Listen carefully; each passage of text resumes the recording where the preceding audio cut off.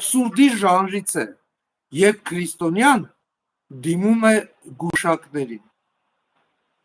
Դա սարսափելի բան է։ Այ օրինակ դուք օրինակ բերեցիք շապիկի օրինակը։ Եթե մենք որևէ ծնողի կամ տատիկի մի հատ հարց ուղենք, ասենք դու քո զավակին կհանձնես սատանային, պատկերացնեք ինչ լուտանքներ կթափեն մեր գլխին։ Այո։ Հիմա երկրորդ հարցը, բա այդ դեպքում ինչու ես երեխայիդ հանդերձավորում չարի շապիկով։ Նույնը չի։ Պապական էդ ենք լսել, որ տենց անենք լավ կլինի։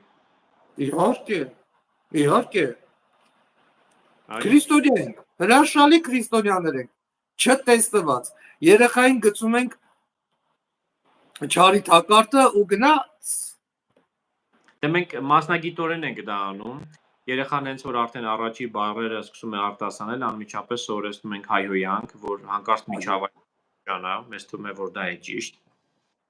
Սովորեցնում ենք սուտ խոսել, բամբ ասել, ամեն ինչ անում ենք եւ երեխան հետո երբ որ խնդրեմի առջև է կանգնում, ասում ենք, բա տեսնես որտեղ սխալվեցին, որ ի վերջո մեր սխալների պատկերը հայելու անդրադարձով հետո երևում է մեր երեխաների